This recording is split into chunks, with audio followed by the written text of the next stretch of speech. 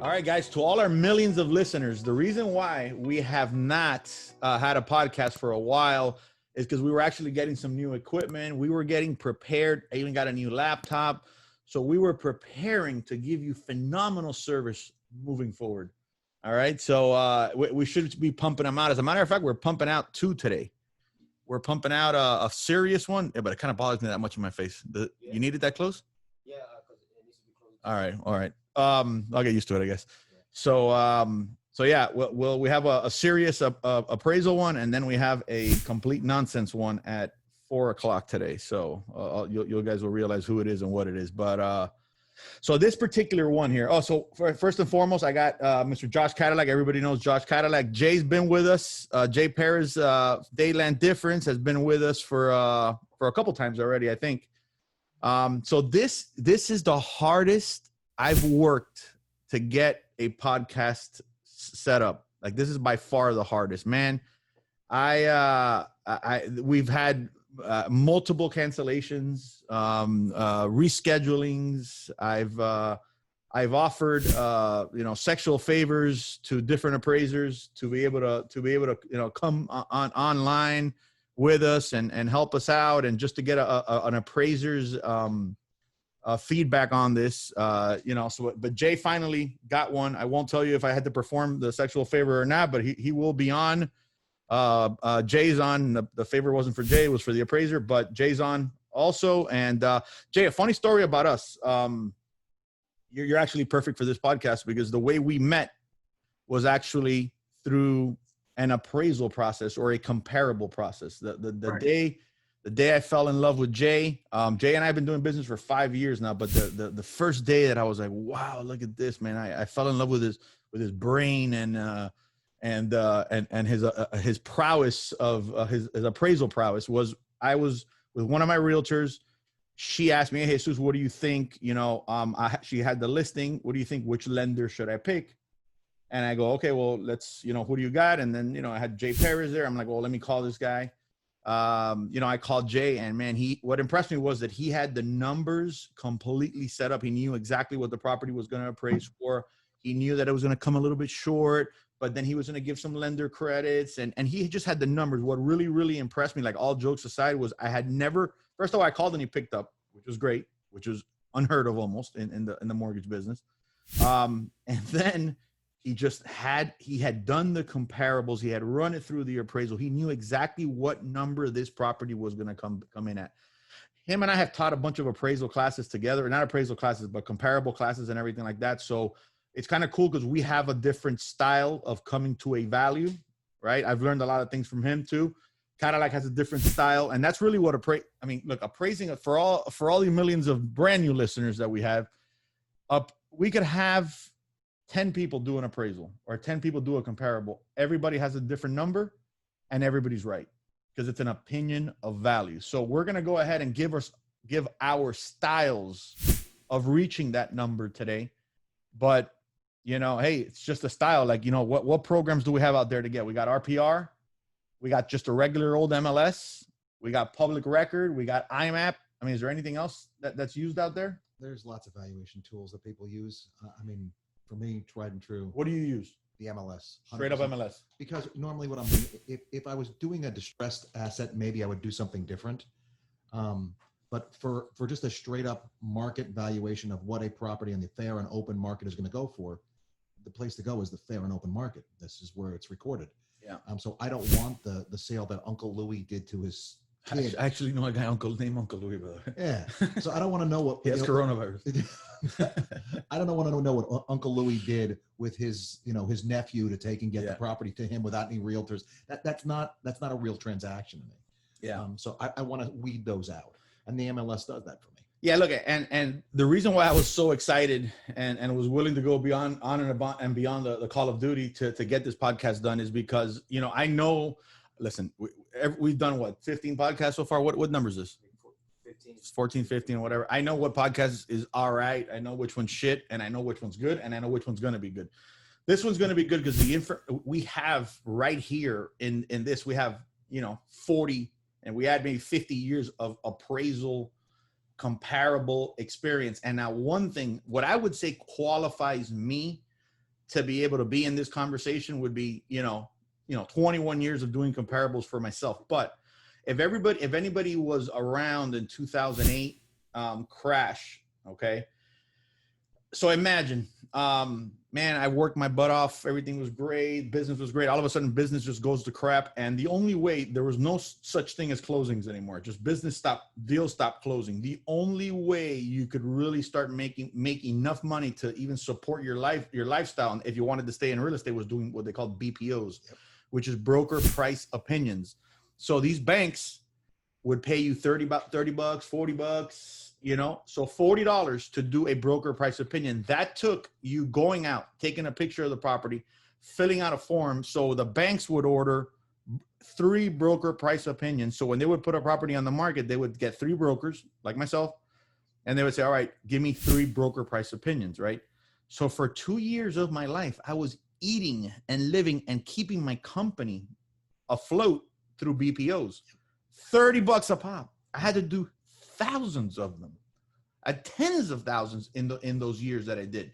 So, what I was explaining to somebody yesterday, what you realize in doing, and once you really reach enlightenment of valuations of properties, you realize you don't know shit. You realize that it's, that you really don't know. You know that at the end of the day, you could come up with a number, but at the end of the day, that appraiser come up with another one that's drastically different because he completely sees it. He sees it completely different than you do. Sure. You know what I mean? So, Jay, what do you use? You use the MLS, RPR, IMAP? Well, how do you come to a value? I usually start off with IMAP because it's kind of my shortcut, and then I'll pull my comps from there. And then what I do is I cross-reference them to the MLS. Why the MLS, IMAP? Why do you start an IMAP though? So because a lot of times the MLS public record, public record. And then that, you'll find the Louis, transactions there, and we're trying, but on the MLS, sometimes the realtor won't update the comp. So a lot of times there's a pending comp that is the magic comp for me that's closed, but when I go to the MLS, it's still showing up as pending.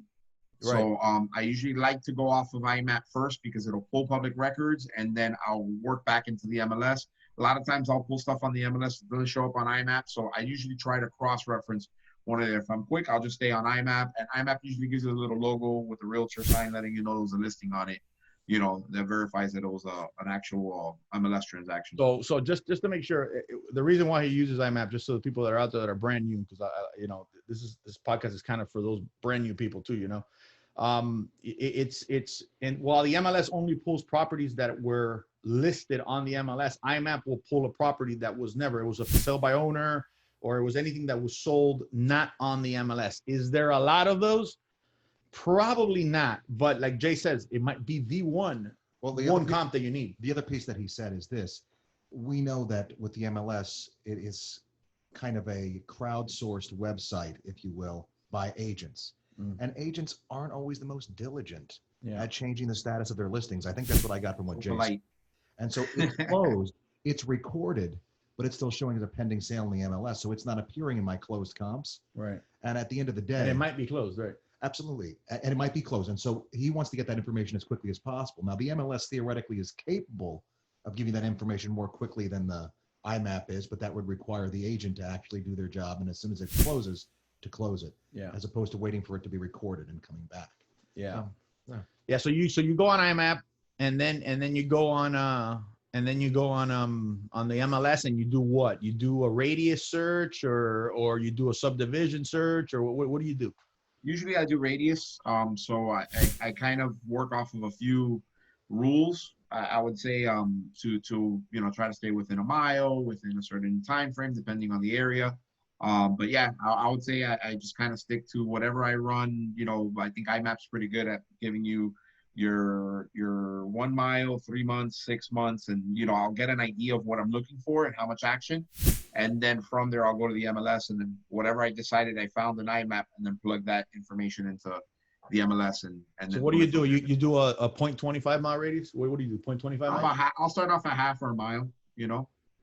I start 0.25 mile. 0.25. I go 0.25, and if I get enough comps at 0.25, I don't go. And the good thing is, by the way, you want to text the appraiser, gentlemen? I already did. I already told them we're Ready? on, we're active, and then we'll give them. I'll let them know when we're gonna start calling them. Okay, cool. Now, quarter mile is good because it gives you the hopefully the homes that are most Neighbor. No, it's a neighbor. Yeah, absolutely. Yeah. It's right there. But you have to just obviously watch to make sure where the addresses are, that you're not across the street in the much nicer, much worse subdivision. And so sometimes I have to go a little bit bigger because the subdivision, maybe I'm on the edge of the subdivision. Right. But as long as I have the number of comps, as long as I can get 4 or 5 decent comps Yeah. on the closed side, because I don't care about the active side so much. The closed side is where the business is. Yeah. That's what people have actually agreed to pay. And that's the stuff that I want to ask the appraiser, because, okay, so we do all of that, right? So one question is definitely that I want to ask him is, all right, so subdivisions, right? How, if we're in an area where there's an actual community with a guard gate and amenities and everything like that, of course you got to stay there. But if you're in a regular neighborhood, does subdivision even matter? You know what I mean? Do you even take it into play? How many days back do we go? Those are the things, obviously I've been always doing 90 days. I go 0.25, right? How many comparables do we actually need? Right. So, land, how do they handle land? Well, my question would be more so like, because even when I was making adjustments, I did a ton of BPOs as well. What kind of adjustment do you make from something built in 1958 versus built in 1978? Is there even one anymore? Yeah. I mean, does it matter? Well, and here's another thing. So when I first started, aside from there being green letters, and black screens, when I first started doing comparables, that's how fucking old I am already, right? Like literally it was like that DOS green letters. That's the first comparables I did. That's the way I did them, which is fucking scary, by the way. All right. Let me not get depressed on that. But what we would do is areas, right? It wouldn't be Area, section, subdivision. That's the way you would do the comparables, right? So, and then all of a sudden I saw that we got away from that. So has George been doing appraisals for a long time? Actually, I got George here on the line. He's on speakerphone. He's hearing you guys just fine. Oh, no, So but we could call him on our system though, right? So it doesn't sound like shit? Yeah. Okay, let's call him. Text me his number, Jay. Perfect. They're gonna call you on the system, so he's hearing you in the meantime. Hold on, I'll number now. So so he's been doing appraisals. So George is known as the guy with the most licenses. I was actually joking with him earlier today. Not more He's than known as the guys with the most appraisal licenses we know. appraisal license. Okay. Yeah. So he's been doing it for quite a while. All right, let's get what's his number, Jay? Well, we can't say it on the podcast, all right? I mean, we should. Yeah, I'm gonna send it now. I mean, unless he wants to get a bunch of people calling him for appraisals, I don't know. Yeah. We should do that for canceling three fucking free publicity. now they're going to call them to find out what kind of sexual favors you offer. We should do that. We should do that. So we got everybody crank on him. Yeah. Change his number. All right. So, George. All right. So, the top number or the bottom number? The 786 number. Okay. There you go. We gave him a hint. We gave a hint. He's the 786 guy. Yeah. So he's the 786 guy. You can just try all the 786 numbers and you'll get them. Yeah. So one thing I wanted to throw out, it's funny because on the IMAP also has a little map on top, which we guys were talking about the 0.25, and that also why I kind of jump in, because I can look at the map, look at where the comps are, and then kind of go from there if I got to go out or stay there. So that also helps. Right. So I'm wondering if why did it go from areas to zip codes? Is he there? All right. I think we got him. So yeah, how did it go from areas to like that radius? Was the advent of matrix basically what made it go from, because I remember going on from my green letter screen to a physical map that was hanging on the wall, Yep. Right. And then I would go see what area and see what section it is. And then I would usually pick the 4 different sections around it. So I wouldn't just pick that one, that type of stuff. Is he on? Yeah. George, you there? Yeah, I'm here. Yeah, I'm here. There he is. All right, bro. Finally, we got this guy. All right. But thank you guys for having me on, man. We tried a couple times, but we're finally here. Yeah. I won't tell everybody what sexual favors I had to do to get you on. But whatever. Let's just leave it at that. Let their minds wander. Yeah, let their minds wander. It could have just been a foot rub. You know what I mean? All right, man. So here's I guess the first question I want to ask, right? What I remember using areas and sections when I did my comparables, right? So okay. I know that you guys probably use something different, or I kind of don't know. So I went from areas and sections, then all of a sudden we started using radius. So that way we just talked about it right now. We all go and we put the address of the property and we do a 0.5 mile radius or a 0.25 mile radius, and we kind of pull those comps. So how is it that you guys do it? Because that's really all that matters. At the end of the day, we could go ahead and guess all we want. We talked about Jay using IMAP, and then go switching over to the MLS. I'm a straight up MLS guy myself. I think Cadillac is too. 100%. I know some people that are using RPR. Is RPR, but I also know that RPR, sometimes you just put the address, you press a button, and all of a sudden the value comes out. Do you even go on that thing? You know what I mean? So yeah, tell us a little bit about first of all, how long you've been doing this, who you are, and from what I understand, you're a commercial appraisal. You've been residential for a very, very long time. So give a little bit about your history in the business first, please. Hey, Juice. Yeah, thanks again for having me on. I've been in the business for about 20 years. I started in the business when I was in college. I do residential and commercial appraisals, all sorts of clients, from mortgage brokers to banks to attorneys, insurance companies. I've also testified as expert witness in legal cases. Cool. And we're just I'm happy to be on and happy to chat with you guys. Cool, man. Thank you, man. Thanks for coming on.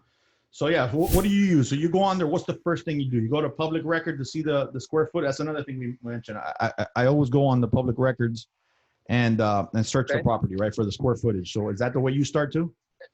Listen, this is a great question, because a lot of times as an appraiser, you'll get to the property and the realtor's like, hey, I have all these comps for you, and you're like, okay, but then when you really kind of get to the bottom of it, they're not really comparing apples to apples, right?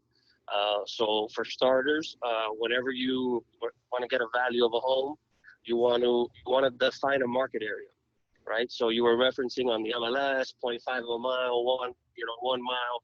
That's really something banks have implemented to keep comps within a 1 mile radius if possible. 1 mile, that far? Really, that far? So you're telling me that I should do comparables that far, a mile? Or do I have to start smaller, and if I don't have enough, I go up to a mile?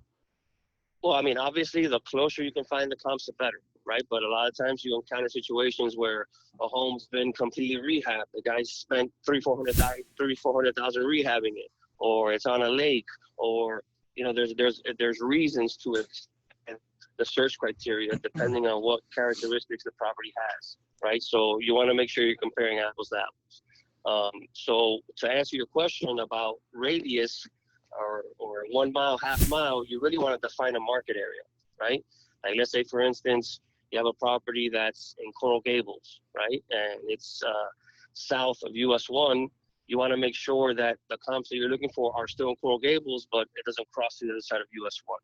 You know what I mean? So, it's just kind of defining what a buyer would, where their limits would be for that buyer trying to identify a home in that specific market. Right. So we have millions of listeners, and some of them are not here in Miami. So to explain that, we have to know the actual area. So your knowledge of the area is actually important. You have to know that if on that other side of the street, even though it's just the other side of the street, it's a whole completely different world.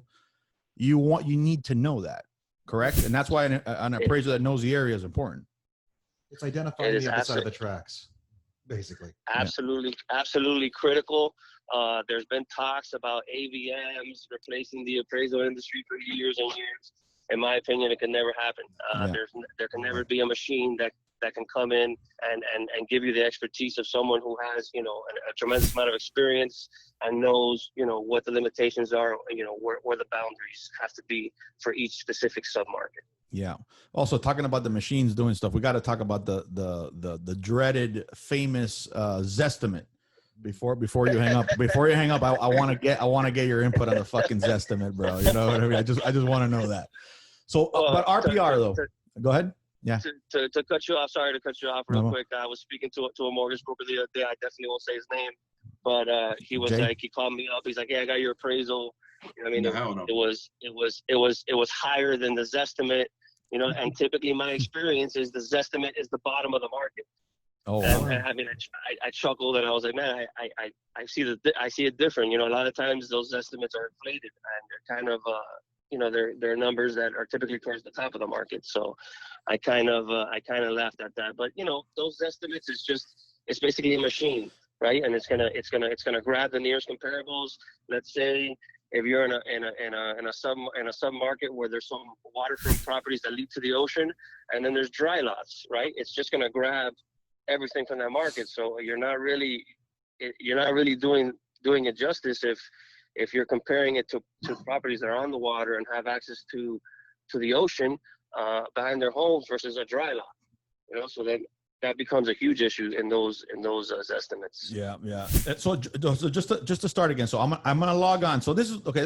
I'm gonna take you through my process. All right, and I will add some of Jay's process and Cadillac's process, and tell me if we're going wrong in any kind of way. All right. So I'm gonna log on and I'm gonna go to the county website, public record, and I'm gonna see what square footage is registered on that property. Okay. I want to know what the actual public record says on that property. Okay. Because what I want to use is living area. Okay. That's so far so good. You're on the money. You're on the money. Okay. So living area.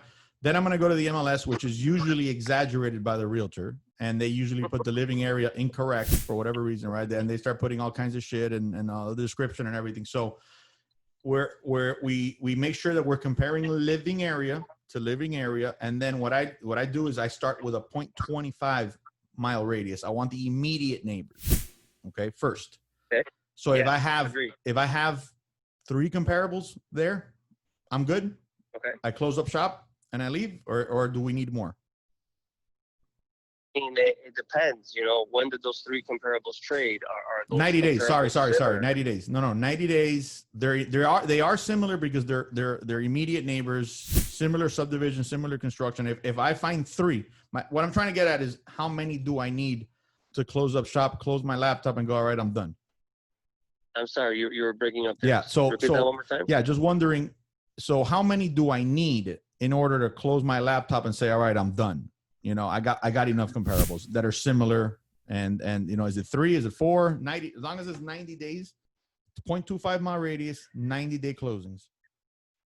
Well, I mean, every property is different, but I mean, if you're able to find, you know, 3 comps within 90 days, within 0.25 of a mile, and they're all similar bedroom, bath count, similar size, I mean, I don't think there's much more to talk about. You know? When you say similar size, we're looking at what, a 20% higher and lower percent as far as square footage? Ideally, you want to stay in that range. So most similar, the better. All right. So $1,000 square foot property, we could go as high as 1,200 or as low as 800 in square footage. Correct. And keep in mind that the thing here is that it's not like there's going to be some times where you're going to have to depart from those guidelines, but as a basis, yes, that's a good basis to stick by. Okay. So same building, same footprint. Cause that's another thing I learned from Jay. He pulls out the footprint of the property in the public record. So he you know, the aerial view, so that maybe the property's like an L shape or something like that. Okay. And then, and you can look at the aerial photograph and you can see, well, it's not an L shape anymore. We're in Hialeah. I shouldn't pick on Hialeah, but I will because it's fun. I usually want to pull the building. I want to look at the building to see if there's additional square footage, if there's an add-on where an unpermitted addition or something like that might affect the square footage. So usually, I'll go ahead and pull up the building and check that out as well and see, start getting some insight on possibly if there's square footage that doesn't show up on public records, but it's there. That might give us a chance to come back a little larger than what we're looking at on public records. Right, but the aerial view of the property sometimes, not Hialeah, because Hialeah would never do stuff like this, right? But there's certain areas that you see, and it's an L shaped, and as far as what's registered in the public record, you can see that the property is L shaped, and then you look at the aerial photograph and it's an S, right? And you get there and it's 3 floors, right? There's areas, not Hialeah, that have that problem, and it's very common there. Sure. So, what do you do there? You just get there and you're just appraising what is registered, or what do you do there? Well, it all depends. Typically when you're working with knowledgeable brokers such as Jay Perez from PRMG, he kind of gives you the heads up. He's like, hey, this property's bigger than what's reflected on public records. And then when you get there, you kind of have to inspect the property and see if it was done in a similar workman-like manner as the rest of the home. And then you can make the determination if it's either going to be living area or non-living area. But Right. for the most part, typically, for the most part, it is considered to be living area, and you can consider living non-permitted areas to be considered living area. Okay, so the whole garage thing, is it a urban myth that as long as it's a step down in the garage addition that you're not allowed to count it? Is that an urban myth or is that real? I mean, that used to be the case, but I think Fannie Mae has kind of expanded from that and said, if it's typical for the market and you can find sales, Typical for the market, nice.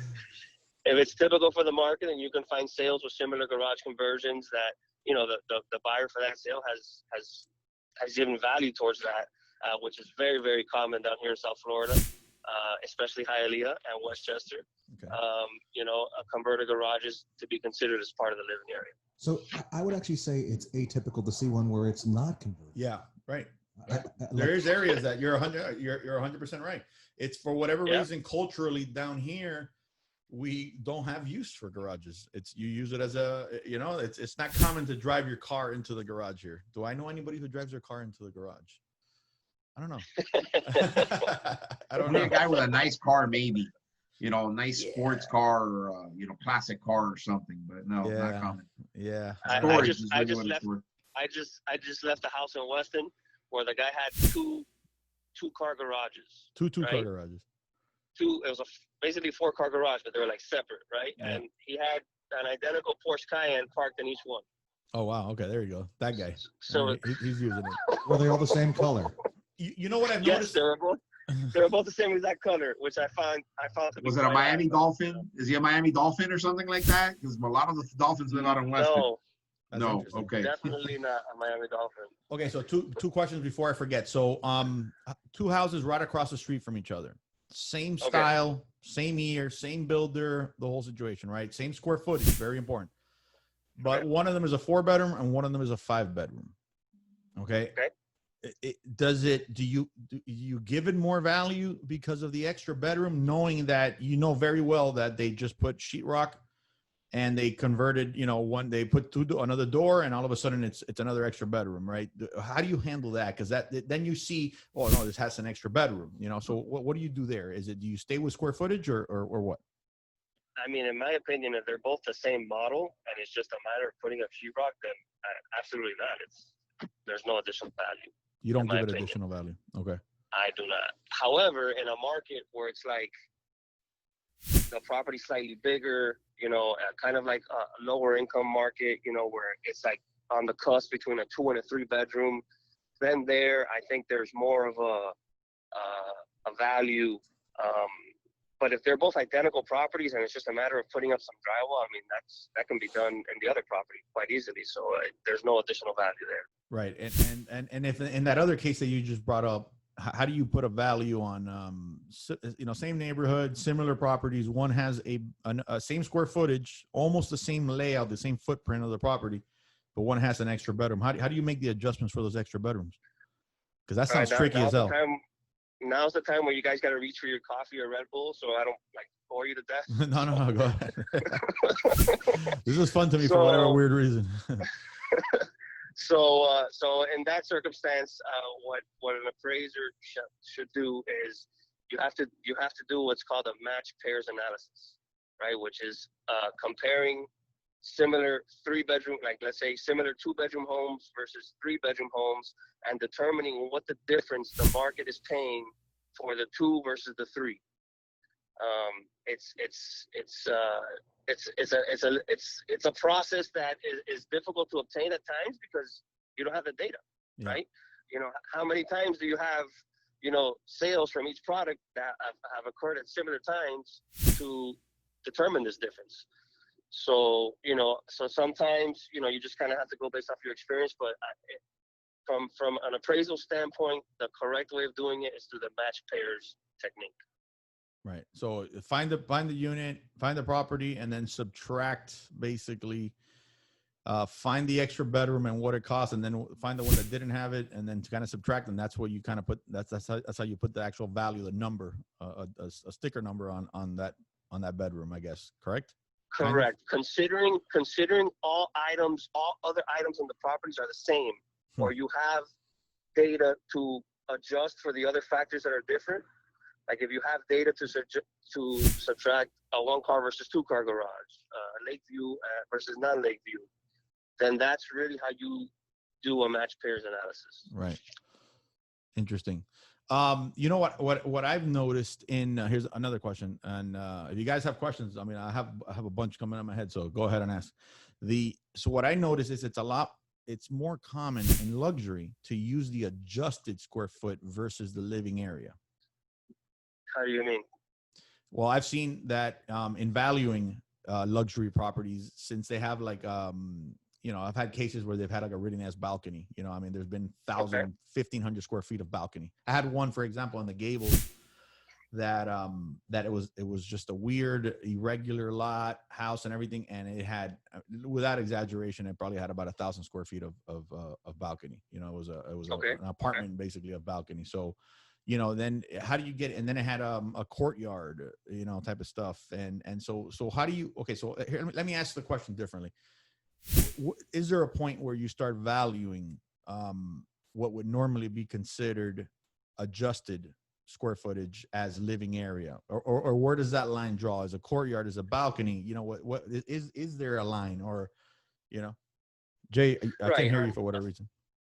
On any appraisal, you're really supposed to take all factors into consideration, right? But on the appraisal, the adjustment grid, there's going to be a section for gross living area.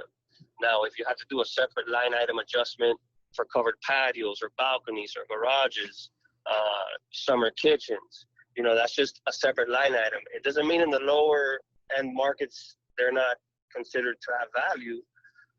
It's just they're just not as common, So in the higher end markets, you'll still put what's the gross living area as part as under AC, and then give it value for the other things on separate line items on the grid. Okay. So I had one, which is the question I talked to you about earlier. The idea that, let's say you had 2 comps. You had a house that was built in 1976, and you have a comp that's similar square footage, similar bedroom, bathroom count, built in 1958. What kind of an adjustment do you do for those older homes, or does it kind of just sort of fade away in the wash as they get older and older? I mean, that goes back to the old snooze fest of the match pairs. That's really how you're supposed to determine the adjustment. Like I said, it's very difficult to get that data. In my opinion, there's not that large of a difference between 50s and 70s. But, there does come a point where, there's a home that's built in the 1950s, and, the guy bought it for, let's say, $500,000, and he pumps like $300,000 into renovating it. And he's like, I only left the shell and I redid everything. I should be new construction. Well, not necessarily, but you do have why to. Though? Why not? That was my next question, actually. So why not? Why not? Like if he just left the shell, it's a whole brand new home. Why not? Right. Everything's brand new. All the cosmetic upgrades are brand new, and definitely you want to give them. Well, we lost you there, George. Oh man, he's getting good insight too. No, dude, I'm having fun. There's goosebumps. Oh, no. Worth the wait, right? Or worth the favor. Yeah, Hey, listen. Whatever you had to do with it was worth it, huh? Whatever I had to do was worth it. Yeah, George is great, man. He really knows the stuff. No, he does. It was worth the 97 cancellations and the extra effort. And the build up and all that. And the build up. Yeah. So what I'm gathering so far, while we get him back, we're okay with a 2.5. We're okay with a 0.5 mile radius. Okay. Sure. We're okay with that. We're okay with using the MLS. I think that the reason why Jay uses the IMAP is just so we don't miss a particular comp. The way that I look at it is this: we're trying to find the ones that are just the most alike. And so as soon as we go from 0.25 to 0.5, these homes that are 0.5 are less like the home than the 2.5 ones, right? But they may be more like it in other ways that cancel out the fact that we're going a little further away.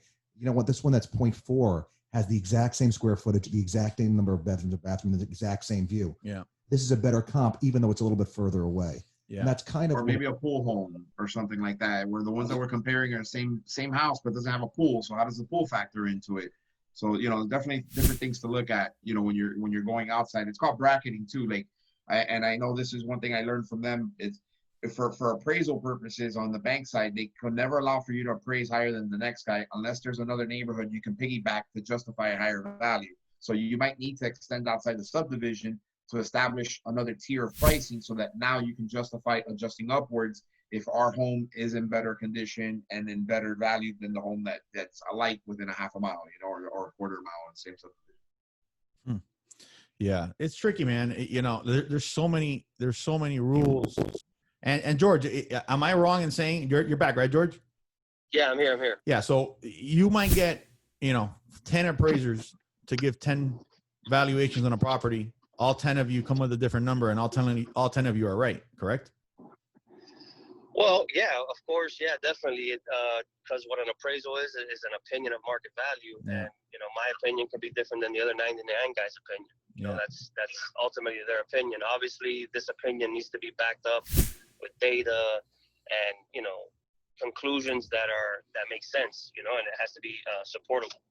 Let me ask you a question. So I tell my realtors, look, when you go do the appraisal, show up, be nice, show up with comparables. Don't make it like if they are no more than you, but hey, here are the comparables that I found.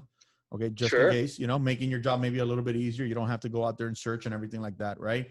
Does that make a difference for you guys? I mean, I know you guys have to give the value, and the value is the value, but how do you see that? Do you see it? And again, I think the approach is very, very important too. You don't go up there like, I'm telling you to mark to appraise it at that, but yeah, how do you handle that, George? I mean, I agree with you 100%, but just like everything else, everybody's different, right? There's some appraisers that view that as, they're trying to tell me how to do my job, or, I welcome it. You want to provide some information, I'll be happy to look at it. Yeah. If they may have some, an experienced realtor that has a lot of activity in a specific subdivision or a building may have access to information that you don't have yet. This sale's pending, it's closing today. It's just, it's always helpful, and I can take it. I would recommend to take it one step further with your realtors, and always recommend for them to either have like a survey of the property or a previous sketch that will help, help the appraiser when they're, trying to measure the property. Interesting.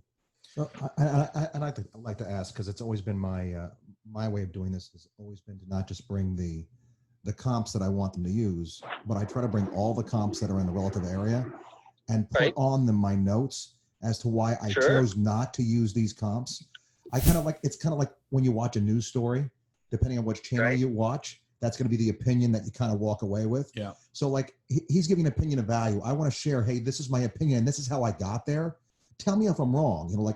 I'm trying to take and make this as easy for you as I can. Yeah. Did I screw up with these comps? Because I didn't like these because of this, and this. Yeah. And I like these. That's just a textbook approach right there. That's the way you're supposed to do it, and that becomes psychology. Like I always tell my realtors, this business is all psychology. If I show up there, like I'm the man and I'm Mr. Comparable, and I run into a guy like George who's been doing this shit 20 years. You know what I'm saying? He's literally going to wait for me to leave and then go to the bathroom and wipe his ass with it. Maybe not even wait till he gets to the bathroom, but it's all about the approach, like anything else, but what I'm hearing is, look, some of these guys are going to be welcome to it, and some are not, so you got to be careful of realtors when you show up with this, but you should always know anyway. You should always know. You should always have an idea. You should always have some comparables, all right. So I have another question. Let's kind of get into the backyard a little bit, right? So this is what I understand. So, right. So some areas land makes a difference. Some areas makes no difference. Okay. So you might have, a 15,000 square foot lot with a, to like a half an acre with like 20,000 in some areas, Coral Gables and here in Miami, higher end areas, those 5,000 square feet are going to make a difference. And in some areas they're not, so how do you handle that? And irregular lots, how does that work? Because that seems also very tricky to me. I've never really been able to put my finger on that. Right. Yeah, it gets into a tricky, kind of a tricky,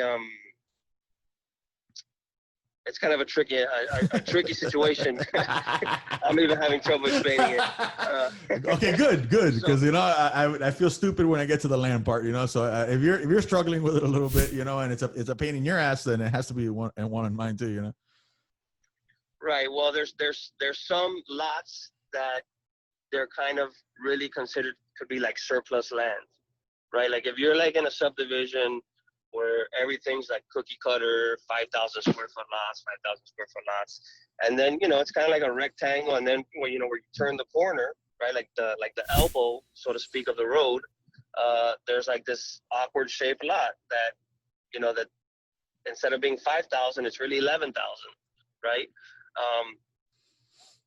That can be considered to be surplus land.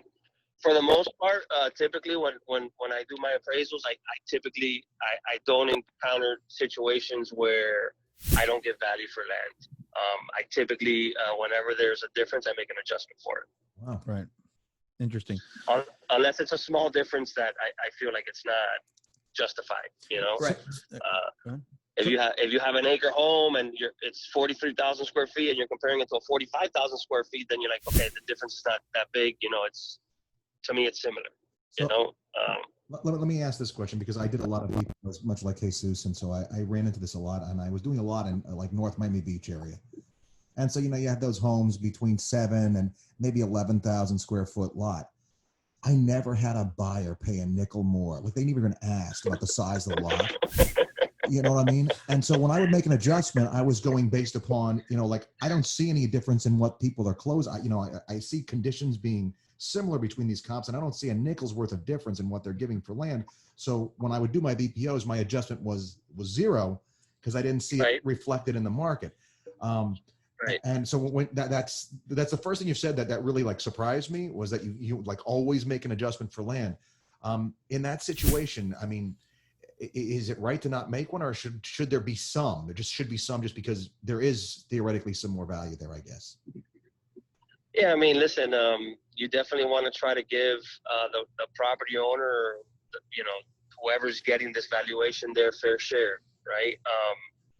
And typically, in theory, from like a logical point of view, more land should equal more money, right? That's just kind of using the logic behind it. Yeah.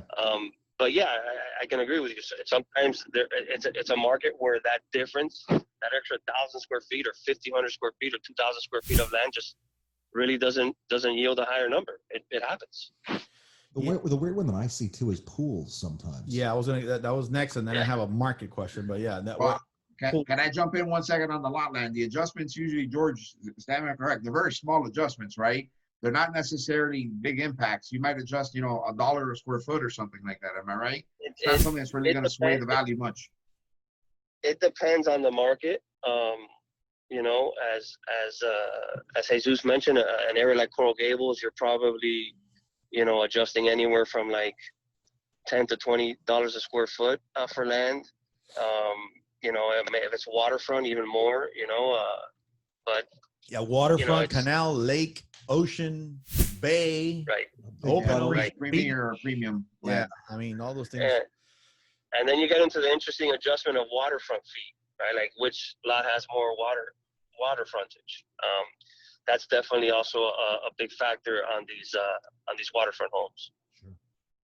Yeah.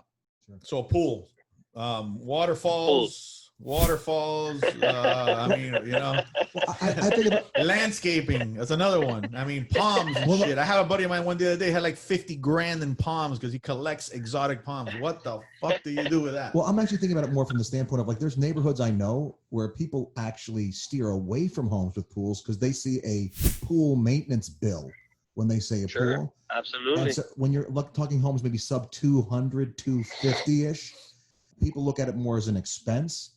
And so there's really not much of a premium, it seems, in the market for that, what would normally be a amendment. You get over 300,000, people start to want a pool. And is that right? Is there particular areas where a pool is I know that a pool is less attractive, but do you deduct if it has a pool? No, right?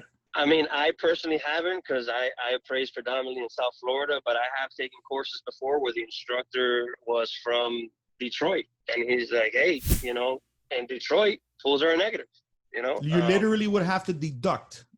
You have to make a negative adjustment. I personally have never done that. No, I'm saying, but what he said was that you would have to make a negative adjustment.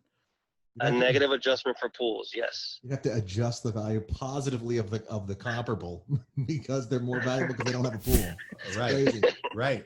Okay, yeah. Pool maintenance in Detroit, I don't imagine like here you go down the the highway and you find 7 little trucks with the pool maintenance sticker on the side. You know, they're everywhere. Imagine in Detroit, to get a guy to come into your house every week for pool maintenance, it's a lot harder. Well, and the houses, some houses are like 20 grand. So what the hell? It would technically cost more to fill the pool. And I mean, I have a buddy of mine that has depends what part of Detroit we're talking about. Well, my buddy has dispensaries, marijuana dispensaries. So he has in Detroit. So he's always buying real estate up there, and you can buy a decent house for 30 grand. Indiana, decent house, cool. A house that here you slap it on Coral Gables and it's a couple $1 million type of stuff, old, style, but Victorian looking, this and that. So yeah, it's a tricky. I bought a bunch of non-performing mortgages all over the country, and there's a few that are in like Ohio. Right. 20, 30 grand. Yeah. And I mean, it's a 2,000 square foot home. Right. It's crazy. So what does it cost to build a pool there? Probably 20 grand. Same thing. Same as the house. And it costs, yeah, that's what I'm saying. That's what I mean. That's where it gets tricky. Okay, but over here, landscaping. Do you ever adjust for landscaping? My buddy that has a house in Palmetto Bay that has 50 grand in exotic palms. What do we do with that guy? I mean, listen, that's kind of. You can't take them with you, Yeah. Or you can, but not really. No, I get it. That comes. That's when, as the appraiser, you just take your hat off and you're like, listen, I took everything into consideration. That's, you put your hands up. You put your hands up and go, come on, guys. Here's where I draw the line. Here's where I draw the line. I'm not appraising landscaping. Let me introduce you to the term over improvement. Pools, but pools have to matter, right? Size, the style of the pool. Absolutely. Yeah. Yes. Yeah. But it becomes tricky because when you're doing an appraisal, it's like, how do you determine what's the difference in value between a pool with a waterfall and a pool without a waterfall? Yeah. It's like, how do you determine the difference of a pool with a jacuzzi and without a jacuzzi? It's tricky. It's not so black and white. Right. So I have a great story on a pool home in a DR Horton community, cookie cutter, 4 threes. I think there was like 7 comps in the same neighborhood within within like the quarter mile that were all 4 threes, selling all at the same amount. Some with pool, some without. But the gentleman that in this particular case, the seller, was trying to sell for $160,000 over the comps because he built a $300,000 pool in the backyard because he owned a pool company, an exotic pool company, and built this pool that they shoot rap videos and everything on, thinking that it was, greatest investment of his life. And then now he's getting divorced, has to sell the home unexpectedly, and is mad because the appraiser is only willing to give him $20,000 for it. The adjustment. Yeah. I mean, that's a tough one. That's a tough one to swallow, and in my opinion, yes, there is value for him pumping that 300 grand in there. Now he's just got to find somebody to pay him for it, right? It's not going to be the bank that's going to come in and say, hey, I'm willing to give you this wonderful adjustment or this wonderful extra loan amount for this pool you put back here. You just got to have a buyer that's willing to pay for it. Yeah, that's. I had a interesting situation. I won't say who. It was a famous rapper purchasing a foreclosure of another famous rapper, and I walked in and there was solid gold toilets throughout the house. What do you do there, George? Oh man, that's back to throwing your hands back up in the air and just say, hey, I'm taking everything into consideration. But all jokes aside, you say, listen, I'm not even going to get in there. I am not doing this. I am going to look at comparables and I am not going to take the toilets into consideration, right? You just straight up have to say that. Like, listen, you want to spend gold? That's your problem, right? I mean, The key as the appraiser is saying that you took everything into account. Yeah, that's the magic. That's the magic word I'm He getting. said that a couple times. I just picked that up. That's it. That's the Okay. magic word. I took everything into consideration. Okay, I got it. Now I get You know, it. that's Yeah. you don't sit there and say, hey, I didn't give you value for your toilets. You know, You say I took everything toilets into have value, consideration. you I know? don't give course a they have crap value. about your toilets. Right. No, I like that. Chicks. The- Actually, I have one format that I'm kind of curious about because in addition to being a broker, I'm a general contractor. Okay. We're doing a lot of work with impact windows now. Oh, that's a good one. Okay. And so it is, from things that I've read, one of the best improvements people make for having an actual improvement in the value of the property. Is that something else where it's just, you try to, because that's not where, how do you check that with the comps? It's not recorded anywhere with, hey, these guys closed. Well, when they do the appraisal, they do check, yeah. Well, when they do the appraisal, they'll check, but how do you Over check the comps. how do you check the comps to see what they have? Right, Well, right. It's good that you mentioned that. I frequently, and most of my appraisals, whenever a property has impact windows and doors or just windows, I typically make an adjustment for it. Nowadays, with the way the MLS is, it's on there. You know, if a comp sold and it had impact windows, a good realtor is going to mention it. The description will Yeah, say in the description of the property. Most. Absolutely. That's a good point. Most. And sometimes when you drive by, for the most part, you can tell, like, hey, those windows are newer than their impact, for the most part. But, a lot of the times the realtors do a good job about most of the times about putting it in the comments or putting it on the page 2 where it says impact glass. Sure. Oh, and what adjustment? I mean, and is impact windows one of the better improvements you can make on a home that you'll get the most bang for your buck, or is that the most bang for your buck? That and kitchen, I'm assuming. In my opinion, yes. Probably impact windows, pool, roof, kitchen. Those are like the main driving improvements. Front door. Front door. Front door, sure. That's part of the windows and doors, right? Oh, got it. Right. So the whole thing with the impact windows is it's actually a monetary saving to whoever owns that property. You get big discounts from the insurance companies by having these impact. Yeah. And it lowers your energy everything costs impact too. glass. Can lower your energy. It lowers your energy costs as well. Yeah. Sure, absolutely, right, and it's better for the noise pollution. So it's definitely an improvement that I would recommend. That definitely attributes to all things being considered into getting you a higher value. You get a property, you get 2 similar properties. And the one has impact, one that doesn't. You got to say, well, if I buy the one with no impact, I'm gonna have to go through a huge pain in the ass every time I purchase it, and I got to put shutters. And Correct. I'm eventually going to spend a lot of money to put those impact because they're not cheap.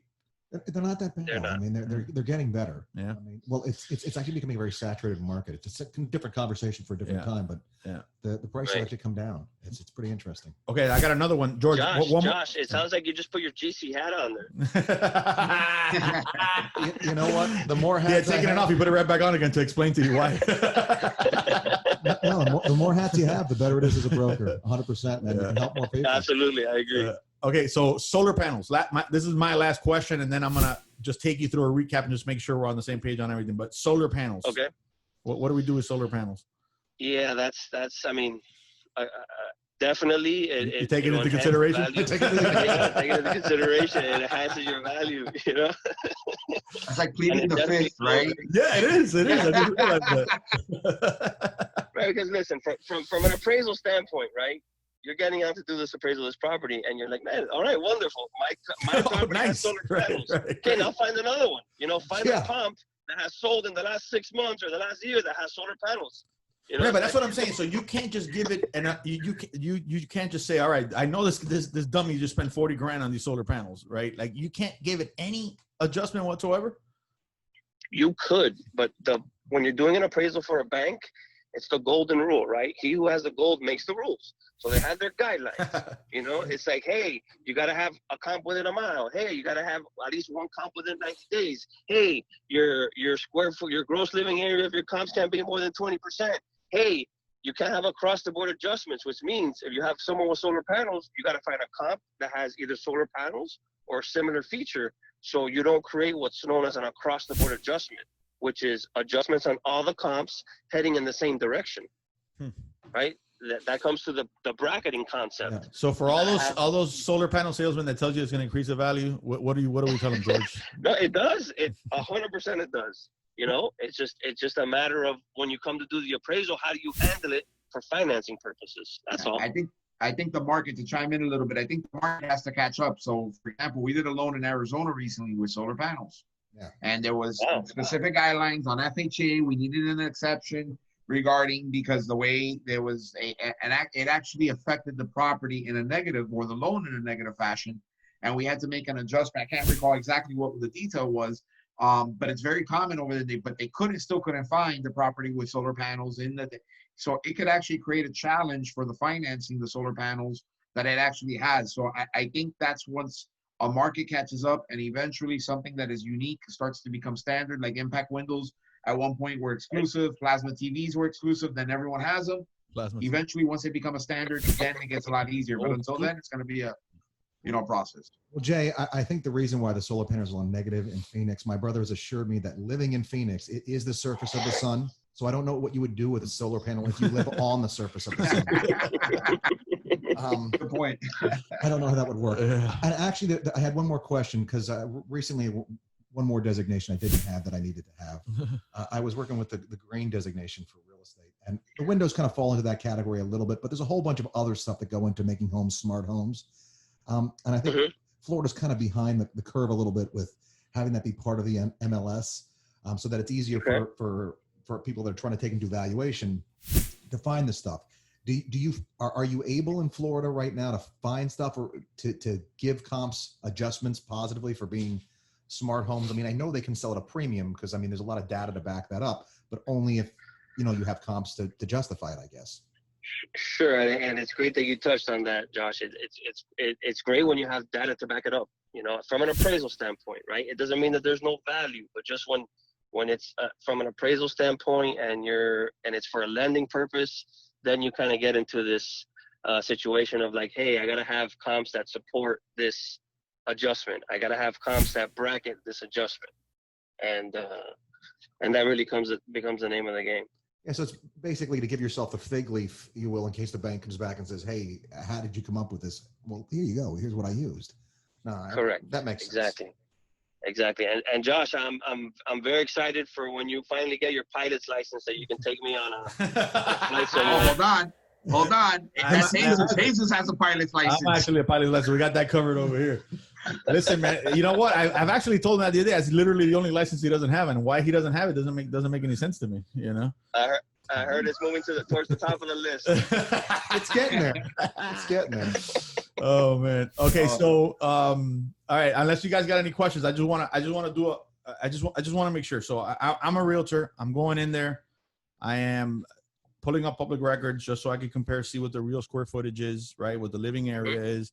Sure. I am going on the MLS. I am going on IMAP. The reason why I would go on IMAP is because there might be comparables there that are not in the MLS because it has public record comparables. Okay. So what I'm looking for sale by owners, FSBOs. So I would be going on there just to specifically find one that I might not have. Okay. So, do I go on RPR? Is RPR, we never talked about RPR. Is it going in is it in the area of Zillow where it's just, does estimate or what do we do with RPR? Do we even use it? I haven't been using RPR. I typically use MLS. I typically use RealQuest. RealQuest. I use IMAP. What's RealQuest? Yeah, RealQuest is a great source. It's a great source for finding comps. Yeah, it's great. Vizda is a phenomenal source. That's for commercial. Okay. So, it doesn't really do residential, but those are the great sources for comps. That's what I use. Okay. All right. Let me ask a quick question on the buy owner stuff. If we have a buy owner that's on Zillow, for example, with pictures, okay, and you see that it was listed on Zillow for 90 days, right? And I've seen a bunch of them down in the Keys. And then it sells. I mean, at that point, would that be something that can be factored in if through, let's say, the realtor comes up and says, look, here's what they listed on Zillow, here's the pictures on the inside. The property was on the market for about 90 days before it sold, and it sold comparable to what it would be in the market. They just didn't list it with an agent. Right. Yeah. I mean, nowadays, back before the whole major mortgage crisis, back then when you didn't have unless you just automatically assume it was fraud. But nowadays, you find a property that's for sale by owner, 9 times out of 10, there's going to be some sort of either realtor.com or Zillow on it, or and that's how you verify the condition of that comp. You don't just throw your hands up as the appraiser and be like, oh, there's no MLS. I can't determine the condition. I can't see, what the property looked like on the inside. You got to dig deeper. You go to realtor. You just Google the address, and then it pops up either a Zillow or a realtor.com or a Redfin on it. That kind of shows, what entailed this trade, what kind of updates it had. Did it have a pool? Did it have this, did it have the wonderful golden toilets that Jesus referred to, it's, For that's, real. it's good that you mentioned that, Jay. Let me ask a quick question, which is there an adjustment made for being a for sale by owner? Because theoretically, the seller has sold the property for less money, but they've walked away with more because they're not paying any kind of a commission. So effectively, in order for it to Like be a distress sale almost. well, in order for it to be an arm's length transaction, that commission has to be part of there. If that commission's not there, the seller has sold it for Seller less. contribution. We forgot to ask that too. Yeah. Well, when you get into this whole for sale by owner versus this on the MLS commission, it's a kind of a slippery slope, right? Because how do you say, hey, this one sold below market, right? Ideally, typically, when somebody sells a property for sale by owner, they typically pay a commission to a realtor who brings it, or if there was no realtors involved, that's fine too. But in reality, that homeowner who is taking their time to show the property and market it however they decide to market it is really the one that's getting that value, right? That 3% or whatever the commission is. That's really supposed to be already factored into the price. But yes, I agree with you. Typically, for sale by owners sell for less than properties listed with realtors. That's just that there's plenty of data on that. But yeah, that's tough. And when you kind of open that can of worms for an appraisal for a lending institution, you better have a ton of data to back it up. So basically what you're saying is it would be a mark against it being a comp that you would use if you could find better comps to replace it. I'm sorry, you were breaking up. Say that one more time. So if I had a for sale by owner, it was one of the comps I was considering, and I had 5. Right. And I had other ones that were arm's length transactions that were just as similar. I would exclude the for sale by owner. That would be a kind of, I won't say a mark against it, but it would be one more thing about it that's less like the subject. Correct. But then again, if you're like, hey, we're in July, and you're like, hey, it's sold in June, and it's right next door to the subject, then it's like, sometimes you're forced to use it, Yeah, it could also help you sometimes. I mean, there's cases where we found the where it's up, where you just got a guy put up a sign, and because you've had, the dumb luck, and hey, you know what? Somebody's going to pay me for this, and it could help. So we've seen that help sometimes in certain scenarios, but the majority of them, yeah, you're right. It's going to come up a little shorter than the other ones. They might hurt. And Josh, I'm happy that you mentioned the non-arm's length transaction thing. If you pull up this comp and the appraiser's coming out and it's lower, and you can kind of determine, you can call up the owner and be like, oh yeah, I'm the owner. I sold the property to my buddy that I've known for 20 years. And hey, guess what? It's a non-arm's length transaction. The buyer and the seller knew each other prior to the sale. Right. It shouldn't be used, because they've known each other. They're related. He's married to the guy's cousin, something like that, So I'm glad you mentioned that about the non-arm's length transaction. Well, I mean, the other piece of it is, I suppose that it just hasn't been. I mean, this again, trying to make the case why I wouldn't use a FSBO is because it's never actually been exposed to the open market theoretically, and so that yes, but nowadays that's an interesting way to look at it. I never thought about it that way. Yeah. Yeah, and you if you put it on Zillow, right? I mean, nowadays Zillow's like the open market almost, kind of. I know most realtors aren't flipping through Zillow, but a lot of the consumers nowadays are. Well, a lot of the realtors are too, believe me. I get ones that don't want to pay for their MLS. Yeah, those guys are incredible. Yeah. Although I tell you what, I got the bill for my MLS the other day. Well, I got the bill from Zillow. I got the bill from Zillow the other day, and every time you get a realtor that clicks on it, it's considered a lead. So, and nowadays it's like $150 every time you get one of those. Yeah. So what else? Okay, so yeah, I mean, all right. So let me start. Okay, so we're gonna use IMAP. We're gonna use whatever system that we want to use at the end of the day, what we need to know is that we get as many comparables as possible that are as similar as possible to this property. Now, the reason why we want to go into other ones is because we want to make sure we have access to every comparable that this appraiser has access to. Because if we don't use IMAP, for example, and then you do, then I'm going to be missing a comparable that I didn't. Might be for a positive, might be in a negative. You know what I mean? Right. So, before, one thing that what I explained, tell me if I'm wrong in my explanation to my realtors here, right? So the way I explain the whole real estate process is I go, listen, there's 3 ways to appraise property, right? There's the income approach. That's more for commercial. There's a cap rate, there's a net operating income, and that's how you're going to get the value. It's based on income of the property. Then there's the cost comparison approach, which is more for insurance companies, what it costs to reproduce this property just in case a hurricane comes down and tears it up. Okay. There's Right. the comparable approach, which is, similar properties in the area, that type of stuff. And then there's the market. Okay. That's, and the reason why I'm saying that is because I've seen it, where a property, I had a situation in a property that it was the weirdest thing in the world because it was a $2 million property in Pinecrest. I had just sold one for 1.8, not too far away. $2 million property. Dude, I had every comparable in the world to appraise that thing. You would have appraised it at 2 million. The comparables were at 2 million, but I kind of knew that the market, for whatever reason, wasn't going to bear the 2 million. Okay. Market was declining. It was, and Okay. I'm trying to explain it to the guy, and it was a tough situation because he was right. It did appraise for it, right? He was right. It did. The comparables did reach that, right? So, but I ended up bringing him down to like 1.6 or something like that. He ended up getting rid of me, got another realtor, got all the way to 1.3, didn't even sell it at 1.3, ended up renting it, right? Oh. So, and I've seen that on both sides of it. So at the end of the day, not even on a fucking appraisal matters. It's the market. Yeah. The market is there to give you the best indication. Sorry, the appraisal is there to give you the best indication of what the market will be. But the market speaks Correct. louder than all of those.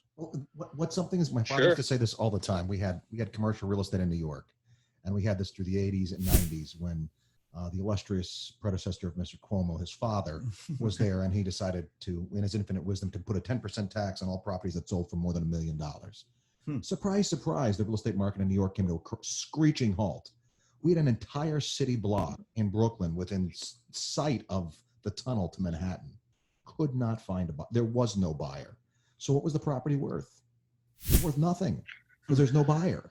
Nobody wants to pay the real estate taxes on it. Right. And so what something is worth is what anybody is willing to pay for it at any given time. It's the reason why the comparable approach in my mind is so powerful, because somebody's actually taken their wallet out and agreed to pay that much for something. Yeah. And so that's really correct. What it boils down to. Yeah. And then you get, where you got a whole neighborhood that's worth something, right? But then you get the property that's on the main road, right?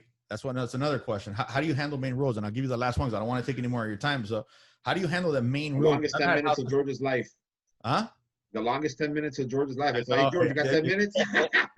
By the way, I'm thoroughly impressed that Jesus knew the 3 approaches to vanity.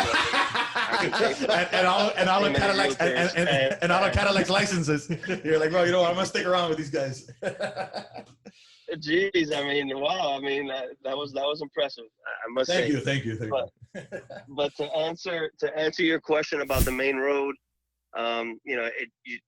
it comes back to the boring match pairs. You got to try to find a comp that's on a similar main road or the same main road, or so you take it into consideration, basically. Yeah. So or this comp fronts a main road, but hey, this one's across the street from a school, so they're both suffering from external obsolescence. Right. That's the boring appraisal terminology. External obsolescence is something that you see side a highway, you abut a commercial property, you abut a gas station, train tracks, those are power lines. And I've seen power lines running through people's properties, and I'm like, You know, Yeah. you know, you always end up finding a comp. You have to, whether you're going to expand your parameters, your distance requirements, your size requirements, your age requirements, you have to find something to bracket that situation. Right. Rural properties, is there a limit to how far you can go as far as expanding? I mean, typically when I get out there in the Redlands, typically my comps are within 5 miles, 3 to 5 miles, you know. My neighborhood. And when you like to see in residential is 0.5. Yeah, well, it depends on the location, right? If you're in an urban location, the comp should be as close by as possible. Right. That's what I meant. That's what I meant by location, urban. No, but by urban, I meant urban. So a textbook cookie cutter would be 0.5, 90 days, right? That's cookie cutter. oh man, that's like a dream appraisal. I Right. show up there, they're all comps are from the same building, they're all the same model, or they're all from the same subdivision. Those are wonderful appraisals to do because they're simple. Yeah. I'm a complex person, so I enjoy the more complex ones. I like the battle, the challenge of having to find this comp to bracket this, or this that's what property. experience gives you, that you get bored with the easy stuff after a while. Like I always tell my realtors when they bring me those super complex deals with everybody's fighting and then the whole situation, I'm like, all right, finally I get, it excites me. I get to fight with another realtor, or there's an attorney involved that I could fight with. Oh man, I'm in fucking heaven. You know what I mean? Bring it on. Step away and let me do my thing, So, and that's what happens. You're in this business long enough that you just want difficult things. You like the messy ones. You like the messy ones. Absolutely. I like the messy ones. Exactly right. So, all right, man. Listen, dude, the best 10 minutes of my life, man. Hey, I appreciate that, man. I'm just happy that I didn't make the list of things that pissed off realtors. I'm happy I wasn't on your guys' list. Yeah, man. That's all I can say. No, absolutely. Oh, So, all right, bro. Thank you very much. Jay, stick around for a little bit more. Yeah, Georgie, thank you, man. I really Thank you, appreciate it, bro. It was definitely worth the wait. Good stuff. Jesus, Jay, and Josh, thank you so much, and I look forward to hearing from you guys. Yes, sir. Thanks, brother. All right, guys. Dale. Okay, bye. Yeah. So yeah. No, definitely worth the wait. A wealth of information. You were right, Jay. You were right. All right. I was right about the iPhone, and you were right about George. All right. Yeah. By the way, guys, Jay, let's all our millions of listeners, let's everybody give Jay a hand for getting an iPhone. He finally got an iPhone. Got his head. There we go. Oh, that's funny. There we go. Do you have a sound effect for him getting his head out of his ass on the iPhone thing, or no? No, there's no. All right. So, so listen, you use whatever you could use. This is what I learned. You use whatever you can use to get the information. Try to use as many tools as possible so you don't miss one. Right. That's basically what it comes down to. There's textbook rules that are, you could break them if you have to, take everything into consideration. Yep. Basically. And that's it. I mean, I don't think there was, I learned a lot as far as, meaning that, it's you're learning that you're doing things right, but a lot of the realtors out there are in the air. Like, what's the appraiser going to think, Well, I the kind of the approach that I think I took from this, the way I was thinking about it as he was explaining it, is to be like a defense attorney. You don't want anything coming up to surprise you. You want to have all the information. So I want to know what all the comps are. So I'm going to check all my different sources so that when the appraiser comes back with anything, I've already got my bases covered. I already know what's going on. We don't like this one because of this. We don't like this one because of this. This is a good comp. This is a good comp, and this is a good comp, and this is why. Make your case. Have all the data there, all the information there, so there's no surprises. The appraiser didn't say, "Oh, well, what about this comp?" Right. And now that's not what you want to avoid. Yeah. One thing also wanted to add on there is, I think I love this line about the golden rule. When we do the class, I always like to explain to the realtors is there's two values to a home. There's what it could appraise for if you're depending on financing, and what it can sell for.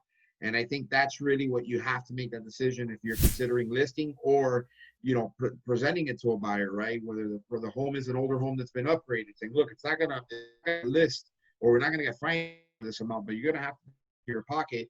and for appraised value, this home deserves it. Let me explain to you why.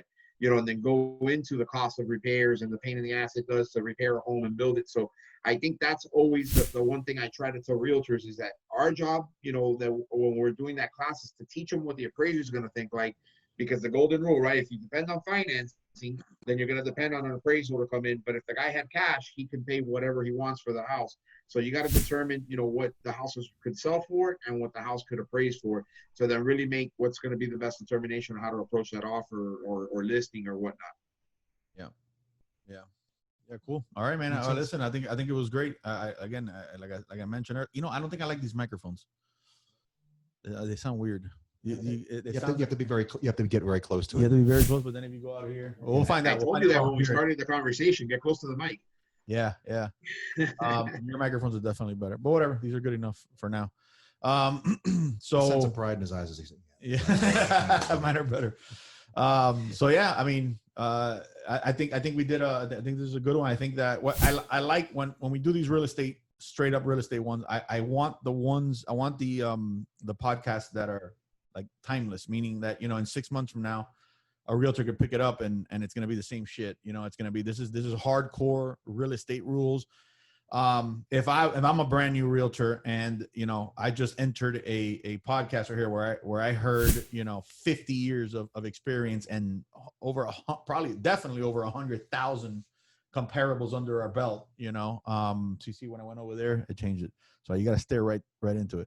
So I think it's a hell of a podcast, not because we just did it, but I think it's a badass podcast that I think a lot of these realtors are gonna enjoy. So, all right, Jay, thanks a lot, man. Thanks for not quitting and finally getting us somebody. And you were right, George was the right guy. He's the man. I'm telling you, he's the man. Not only that, he could speak well too. Yeah. Some of the other appraisers I got, just they wouldn't have been such good content for the podcast, right? It would have been no. It would have been yes or no stuff, right? Yeah, yes or no answers. So, all right, man. This is good, like second tier stuff for agents. The first tier being kind of like how you use the MLS and how to do a showing. Yeah. This is how to like step up your game and get to the next level. I mean, I think to my mind, this is the level after this is when you start to know the components of the home. You start to be able to look at things and say, oh, you see this is a special kind of system in the home, whatever. And that's when you really start to make the customer feel like you deserve to be there. Yeah. And you should be getting paid for what you do. And it just brings confidence. Like, I think that if you listen to a podcast like this, what you're going to get from it is really confidence. You're going to be like, all right, well, I just heard a bunch of like veterans talk about this. Yeah. And it ain't much different than the way I see it. Right. Right. So I feel more confident talking about it, and that's what, being in this business long enough, you're around people that know their shit. And you're like, wait a second, they know their shit. And that's exactly the way I see it. I know my shit. As it turns out. Wait a second. I just realized I know my shit too. You know what I mean? Absolutely. So, and that's what I think that experience really is. You've been around enough of these conversations. Like this could have been us talking at a bar. You know what I mean? And talking about appraisal. So you're at that meeting and you're, hanging out, talking and getting information on, and everybody's talking crap about appraisals. You learn the next day, you're a little bit better at it. So, I think that's what it's going to serve to a lot of our millions of viewers. It's going to be, I do know my stuff, because if these guys are talking about it, the same way I am, then we're good. When I got into this business, that's what made a way for me in this business. 100% was the short sales, because that's when I came in. That's what it was. Me too. And I listened and I learned. Yeah. And I had a better pitch than anybody else, because I was the one paying attention to how short sales worked. Yeah. And so I have a business now because I got involved in the conversation. I realized at some point, like you said, I actually do know this pretty well. Yeah. And one thing I did a lot of at the beginning, and I guarantee you Jay did the same, Cadillac did the same, is you try to be around people that know their stuff and sit down and pick their brain. There's very few old schoolers, and I consider myself an old schooler at this point, that won't sit down with you and explain. As me personally, I'm not really like I sit down and talk, unless it's my friends, I can sit down and talk forever, but I'm not a big conversationalist, man. I want to go home. I want to, I want to work. I want to go home. I want my family. I'm not, but we're talking real estate and you ask me questions, I'm gonna fucking talk, and I'm not Absolutely. gonna shut up, you know. And I could tell you, Jay's the same thing, you know. And Cadillac the same. So go out there, ask the questions, you know, sit down and go, hey man, I know you've been in this for a while. What do you know, what's up with this? How do you see this? You know, like a guy like George, look, I've been in this a long time, and right It's now, 10 minutes. yeah, those 10 minutes were key. You know, Yeah. you're picking his brain and you're like, all right, cool. All right. Oh, that's the way you see it. All right, cool. Well, that's the way you see it. You know, so go out there and ask the questions, man. And don't be afraid to go to an experienced realtor and ask them, hey, what do you think about this? You know, Well, one thing I wanted to say, you guys know I talk a lot because last time we were on the Lost podcast, you were telling me to shut up, right? And I kept on going. you were kind of quiet today. Yeah, no, I'm by design. I was like, all right, let me pick my spots coming in, you know. I don't remember. George was a star today, that's for sure. Yeah. How long have we been so far? 1 hour and 20 minutes. That's good. That's good right there. All right, Jay, you're the man. Joanna. Oh, man, you guys are. Say Joanna. Say hi to Joanna. Joanna, Hi. they want to say hi. He's there working away Yeah. on numbers, busy. crunching. She's not out here playing podcasts. She's out there. She's actually working. Yeah, right. Oh, I'm gonna get that as soon as we hang up. Hermano, come mierda. We're playing podcasts for an hour and a half. Yeah, plain podcast shirt to wear. Right. We're playing podcasts. All right, guys. All right, Jay. Thanks a lot. Thanks a lot for putting it together. No problem, I'll guys. text George now and Take care. thank him, and Cadillac. Thank you, sir. You're the Pleasure. man. Always. All right, guys. Later.